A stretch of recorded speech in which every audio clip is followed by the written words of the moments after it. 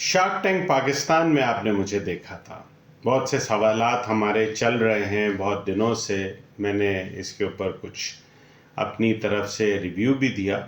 आज इस बारे में एक डिटेल डिस्कशन कर लेते हैं। बेसिकली शार्क टैंक में हो क्या रहा है, या कोई एक ऐसा शख्स जिसे इन्वेस्टमेंट चाहिए तो वो क्या शार्क टैंक जाए या ना जाए, उसका क्या प्रोसेस उसको करना चाहिए। शार्क टैंक में बेसिकली आपको इन्वेस्टर्स नज़र आ रहे हैं जो मेरे ख्याल से छोटी इन्वेस्टमेंट्स करना चाहते हैं। मैं फिर से कहूँगा, छोटी इन्वेस्टमेंट 1, 2, 5, 10 करोड़ रुपए की तो लोग कहेंगे कि ये क्या बात कर दी। मैं ये कॉन्सेप्ट देना चाह रहा हूँ हर एक को कि पाकिस्तानियों को अब बिलियन डॉलर्स के हिसाब से बात करनी चाहिए। हम क्यों ऐसा प्रोजेक्ट सोचते भी नहीं है कि हम बोलें कि जी हाँ, हमारा प्रोजेक्ट कल को 500 बिलियन डॉलर का हो जाएगा। तो अगर आप 500 बिलियन डॉलर का ख्वाब अपनी नेक्स्ट जनरेशन को दिखाना चाहते हैं तो आपके लिए क्या 300 करोड़ बड़ी रकम है? सोचने वाली बात है। पाकिस्तान एक सोने की कान है। यहाँ पर हर तरह के नेचुरल रिसोर्सेज अवेलेबल हैं, टैलेंटेड लोग अवेलेबल हैं, और हम जो चीज़ बनाना चाहते हैं हम वो बना लेते हैं। ऐसा नहीं है कि हम नहीं बना सकते, क्योंकि हमारे इलाके में हम एक थर्ड वर्ल्ड कंट्री से हैं, गरीब कंट्री से हैं, हमारे पर रिसोर्सेज कम है, और हमारा एक कल्चरल सेटबैक ये है कि हम ज़रा सी भी बात करते हैं तो सबकी नाक कट जाती है, सबको बुरा लग जाता है, सब समझते हैं ये तो बेइज्जती हो गई। जबकि आप अपना रास्ता मुतय्यन नहीं करेंगे, अगर आप ये नहीं कहेंगे कि मुझे यहाँ से दुबई जाना है, यहाँ से पेशावर जाना है, यहाँ से कहीं भी जाना है, जब तक वो आप अपना एंड पॉइंट फाइनल नहीं करेंगे, डेस्टिनेशन फाइनल नहीं करेंगे, प्रोजेक्ट साइज फाइनल नहीं करेंगे जो आप अचीव करना चाहते हैं, आप उस तरफ जा ही नहीं सकते। अगर आप ये सोचेंगे नहीं कि मेरा प्रोजेक्ट 500 बिलियन डॉलर का बन जाएगा, तो क्या आप उसके बारे में ख्वाब देखेंगे, या आप ये सोचेंगे कि 500 बिलियन डॉलर में ऐसी कौन सी चीज़ बन सकती है। KFC वाले ने मुर्गी बेची फ्राइड करके, और आज वो अरबों डॉलर की कंपनी बना के बैठा हुआ है। बेच तो मुर्गी ही रहा है, मगर उससे पहले उसने ख्वाब देखा होगा। अली बाबा वाले ने बिलियंस ऑफ डॉलर्स की कंपनी बना दी है क्या? इंटरनेट पे आपकी इंफॉर्मेशन डाटा सेव करके इंटरनेट पे डाटा शेयरिंग कर रहा है ना, और क्या कर रहा है? तो अरबों डॉलर की बन गई, मगर उसके पीछे उसने ख्वाब देखा ना। तो चलें, मैंने तो ख्वाब देखना शुरू किया और मैंने ये बोलना शुरू किया कि 300 अरब रुपए, 300 करोड़ रुपए, 10,000 अरब रुपए हम पाकिस्तानियों के लिए पीनट्स हैं। अगर आपके लिए बड़ी रकम है तो मैं आपसे बात ही नहीं करना चाहता। अब आ जाती है बात, मैं उन लोगों से बात करना चाहता हूं जो मेरे साथ कुछ बड़ा सोचना चाहते हैं। तो हम यहां से शुरू करते हैं। मेरे वो दोस्त जो KFC की तरह फ्राइड चिकन बेचना चाहते हैं, और हमारे यहाँ एक बहुत बड़ी बदकिस्मती है, हम ऐसे नालायक लोग हैं, हम अपनी दुकान पर लिख के लगाते हैं हमारी कोई दूसरी ब्रांच नहीं है। कितने शर्म की बात है, जबकि दुनिया एक एक मुल्क में 200 फ्रेंचाइजीज, 200 दुकानें खोल रही है मुर्गी बेचने की, और हम फख्र से कहते हैं हमारी कोई दूसरी ब्रांच नहीं, हम इतने निकम्मे हैं।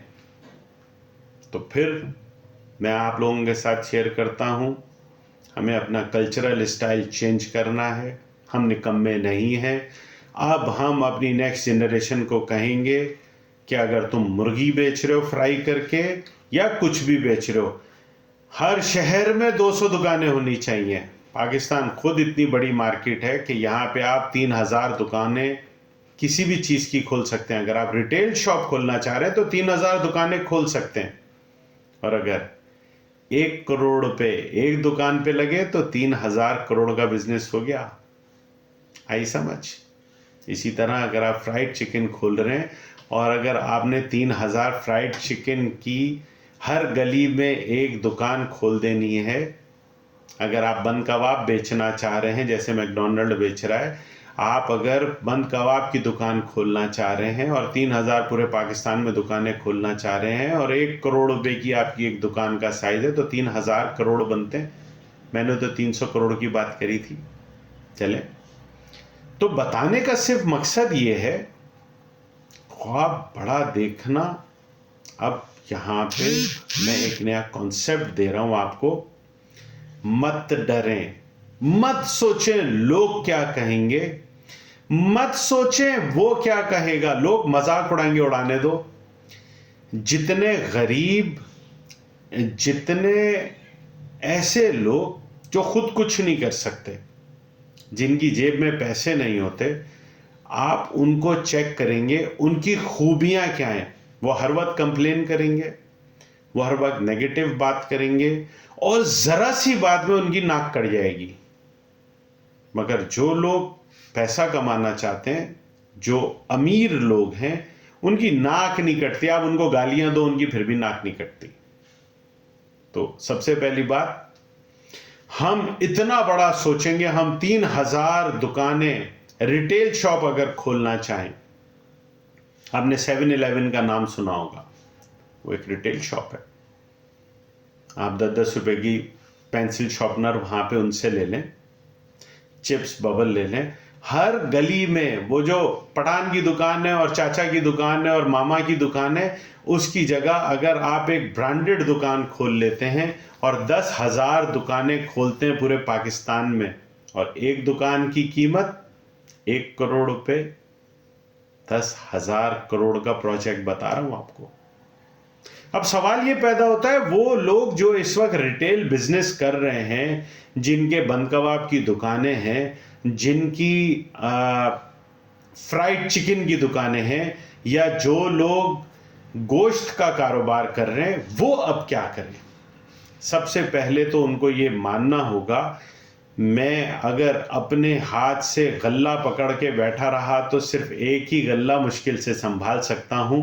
मुझे निज़ाम बनाना होगा कि अगर 1000 गल्ले मैंने 1000 दुकानों में रख दिए और वहाँ पर 1000 इंसान बिठा दिए जो मेरी जगह पर गल्ला संभालें, सेलमैन बिठा दिए जो मेरी जगह पर सेल करें, परचेज वाले बिठा दिए जो मेरी जगह पे परचेज करें, इसी तरह अकाउंटेंट बिठा दिए जो हिसाब किताब बनाए और शाम को मुझे सिर्फ इतना बता दें आज कितना खरीदा, कितना बेचा, क्या नफा करा, बस मेरा इसके अलावा और कोई काम नहीं है। तो ऐसी सूरत में हम 10,000 दुकानें भी खोल सकते हैं, 10,000 दुकानों का कारोबार भी कर सकते हैं। सिर्फ पाकिस्तान के अंदर 10,000 दुकान का मतलब, अगर 1 करोड़ रुपया आपने एक दुकान पे लगाया और आप 10,000 दुकानें खोलना चाहते हैं तो 10,000 करोड़ चाहिए। तो मिस्टर शार्क टैंक, अगर आपके पास पैसे हों तो आप ज़रूर मेरे जैसे लोगों से राब्ता करें, ऐसे लोगों को लेके बैठें, उनसे बात करें, अपनी एक्सपर्टीज उनको दें ताकि वो अपने ख्वाब लेके आके चल सकें, उनको सिस्टम बनाने में हेल्प करें। अगर आपके पास ऐसी एक्सपर्टीज नहीं है तो मैं आप लोगों को मशवरा दे रहा हूं, ऐसी एक्सपर्टीज ढूंढें और शार्क टैंक के ऐसे आप प्रोग्राम करें जहां पर बड़े प्रोजेक्ट्स लोग आपसे डिस्कस करें। खुश रहें।